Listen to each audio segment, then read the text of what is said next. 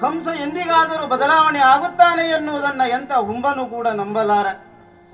ಕಂಸನ ಜೀವನದಲ್ಲಿ ಒಳ್ಳೆಯ ತನದ ಬದಲಾವಣೆಯನ್ನು ಯಾರು ನಿರೀಕ್ಷಿಸುವುದಕ್ಕೂ ಅಸಾಧ್ಯವೇ ಸರಿ.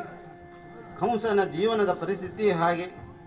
ಅಂದೊಂದು ಕಾಲದಲ್ಲಿ ವಸುದೇವ ದೇವಕಿಯರು ಮದುವೆಯಾದಂಥ ಸಂದರ್ಭ, ದಿಬ್ಬಣ ಹೋಗುವಂಥ ಸಂದರ್ಭದಲ್ಲಿ ನುಡಿದಿರುವಂಥ ಅಶರೀರವಾಣಿಯಿಂದಾಗಿ ದೇವಕಿಯರನ್ನು ಕಡಿದು ಮುಗಿಸುವುದಕ್ಕೆ ಮುಂದಾದ. ಇಂತಹ ಸಂದರ್ಭದಲ್ಲಿ ವಸುದೇವನ ಆಣತಿಯಂತೆ, ಪ್ರಾರ್ಥನೆಯಂತೆ ಅವರನ್ನು ಸೆರೆಮನೆಯಲ್ಲಿ ಇಟ್ಟ. ಇಂತಹ ಸಂದರ್ಭದಲ್ಲಿ ವಸುದೇವನೇ ಹೇಳಿರುವಂಥ ಮಾತಿದು, ಹುಟ್ಟಿರುವಂಥ ಪ್ರತಿ ಮಗುವನ್ನು ನಿನ್ನ ಸನ್ನಿಧಿಗೆ ತಂದು ತರುತ್ತೇನೆ, ಮುಂದಿನ ಕಾರ್ಯವನ್ನು ನೀನು ಮಾಡಬಹುದು ಎನ್ನುವುದಾಗಿ. ಅದೇ ರೀತಿಯಲ್ಲಿ ಹುಟ್ಟಿರುವಂಥ 6 ಮಕ್ಕಳನ್ನ ಕಂಸನ ಸನಿಹಕ್ಕೆ ತಂದದ್ದಾಯಿತು.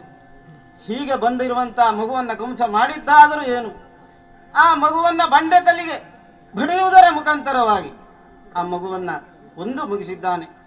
ಇಂತಹ ಕ್ರೌರ್ಯತನಕ್ಕೆ ಮತ್ಯಾವ ನಿದರ್ಶನವನ್ನು ಕೊಡುವುದಕ್ಕೆ ಸಾಧ್ಯ ಹೇಳಿ? ಹುಟ್ಟಬೇಕಾದಂಥ 7ನೇ ಗರ್ಭ ಎನ್ನುವುದು ಗರ್ಭಪಾತವಾಗಿ ಹೋಯಿತು. 8ನೇ ಶಿಶುವಾದ ಹೆಣ್ಣು ಮಗುವನ್ನ ಕೊಲ್ಲುವುದಕ್ಕೆ ಮುಂದಾದಂತ ಸಂದರ್ಭ, ಆಕಾಶಕ್ಕೆ ನೆಗೆದಿರುವಂತಹ ಮಗು ಆತನಿಗೆ ಹೇಳಿತು,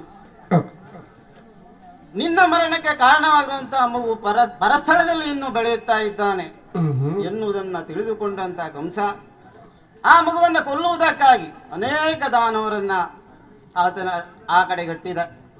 ಹೋದದ್ದೇನೋ ನಿಜ, ಆದರೆ ಒಬ್ಬರೂ ಕೂಡ ಹಿಂತಿರುಗಿ ಬಂದಿರಲಿಲ್ಲ. ಆದರೆ ನನ್ನ ಜನ್ಮಾಂತರದ ಪುಣ್ಯವೇ ಏನು, ಶ್ರೀಕೃಷ್ಣ ಈ ಯಾದವ ಕುಲದಲ್ಲಿ ಹುಟ್ಟಿ ಬಂದ. ಯಾದವ ಕುಲ ಎನ್ನುವುದು ಹೇಳಿ ಕೇಳಿ ಶಾಪಗ್ರಸ್ತವಾದಂಥ ವಂಶ. ಇಂಥ ವಂಶದ ಉದ್ಧಾರಕ್ಕಾಗಿ, ಲೋಕದ ಉದ್ಧಾರಕ್ಕಾಗಿ ಶ್ರೀಕೃಷ್ಣ ಬಂದ. ನಿನ್ನೆಯ ದಿನ ನಡೆದಿರುವಂತಹ ಸಭೆಯಲ್ಲಿ ಕಂಸನೇ ನನಗೆ ಆಜ್ಞೆಯನ್ನ ಇತ್ತ, ಈ ಕ್ಷಣವೇ ನಂದಗೋಕುಲದವರೆಗೆ ತೆರಳಿ ಶ್ರೀಕೃಷ್ಣನ ಇಲ್ಲಿಯವರೆಗೆ ಕರೆದುತ್ತಾ ಎನ್ನುವುದಾಗಿ ಹಲವಾರು ಜನರನ್ನ, ಹಲವಾರು ರಕ್ಕಸರನ್ನ ಕೃಷ್ಣನನ್ನ ಕೊಲ್ಲುವುದಕ್ಕಾಗಿ ಕಳುಹಿಸಿದಂತಹ ಕಂಸ ಈ ಹೊತ್ತಿಗೆ ಈ ಕಾರ್ಯಕ್ಕಾಗಿ ಅಕ್ರೂರನ್ನೇ ಬಳಸಿಕೊಂಡದ್ಯಾಕೆ?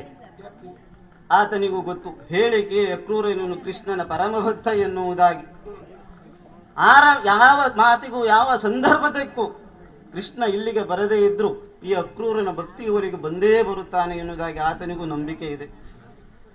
ಹಾಗಂತ ಒಂದು ಅರ್ಥದಲ್ಲಿ ಹೇಳುವುದಾದರೆ ಇದು ನನ್ನ ಜನ್ಮಾಂತರದ ಪುಣ್ಯವೆಂದೇ ಹೇಳಬೇಕು ಅಂತ ಕೃಷ್ಣನಿರುವಲ್ಲೇ ನೋಡುವಂಥ ಭಾಗ್ಯ ನನಗೆ ಒದಗಿ ಬಂತು.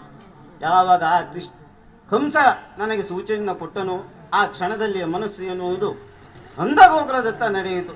ಹಾಗಾಗಿ ಇನ್ನು ಬಹಳ ಹೊತ್ತು ನಾನು ಇಲ್ಲಿ ಕಾಯುವುದು ಸರಿಯಲ್ಲ, ಈ ಕ್ಷಣವೇ ನಡೆಯುತ್ತೆ ನೋಡು.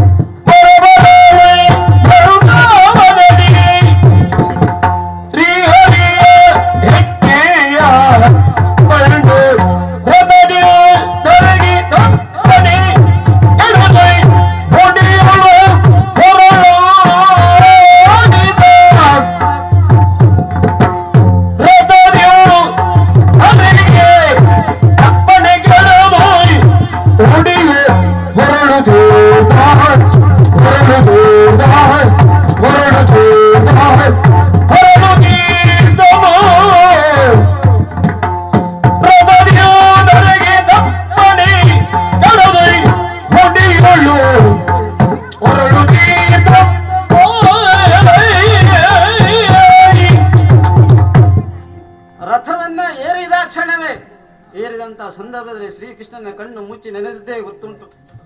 ರಥವನ್ನ ನಿಲ್ಲಿಸದು ಬಂದುದು ನಂದಗೋಕುಲದಲ್ಲಿ ಅಲ್ಲವೇ ಸ್ವಾಮಿ? ಅತ್ಯಂತ ನೋಡುತ್ತಿದ್ದೇನೆ, ಶ್ರೀಕೃಷ್ಣನ ಹೆಜ್ಜೆಯ ಗುರುತುಗಳೇ ಕಾಣುತ್ತಾ ಇದೆ. ಶ್ರೀಕೃಷ್ಣನ ಹೆಜ್ಜೆಯ ಗುರುತುಗಳಿರುವಂತಹ ಚಿಹ್ನೆಗಳೆಷ್ಟು. ಹಲವಾರು ಗೋಪಿಕೆಯರು ಓಡಾಡುವಂತಹ ಸ್ಥಳದಲ್ಲಿಯೂ ಕೂಡ ಶ್ರೀಕೃಷ್ಣನ ಪಾದ ಗುರುತುಗಳು ಅಚ್ಚಳಿಯದೇ ಕಾಣುತ್ತದೆ ಅಂತಾದರೆ ಆ ಕೃಷ್ಣನ ಪಾದ ಏನು ಸಾಮಾನ್ಯವಾದ ಪಾದವೇ?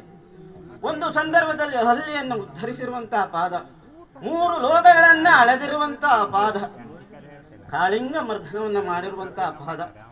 ಇಂತಹ ಪಾದದ ಧೂಳಿಯಲ್ಲಿ ಮಿಂದು ನಾನು ಧನ್ಯನಾದೆ. ಇಂತಹ ಸ್ಥಳದಲ್ಲಿ ಯಾವಾಗ ನಾವು ಪ್ರವೇಶವನ್ನು ಮಾಡಿದ್ನೋ ಆ ಕ್ಷಣವೇ ನನ್ನ ಜನ್ಮ ಜನ್ಮಾಂತರದ ಪಾಪಗಳೆಲ್ಲೂ ಕಳೆದು ಹೋಯಿತು ಎನ್ನುವುದಾಗಿ ಭಾವಿಸಿಕೊಳ್ತೇನೆ. ಬಹಳ ಹೊತ್ತು ಇಲ್ಲಿ ನಿಲ್ಲುವುದಕ್ಕಿಂತ ಅರಮನೆಯತ್ತ ನಡೆಯುತ್ತೇನೆ ನೋಡ.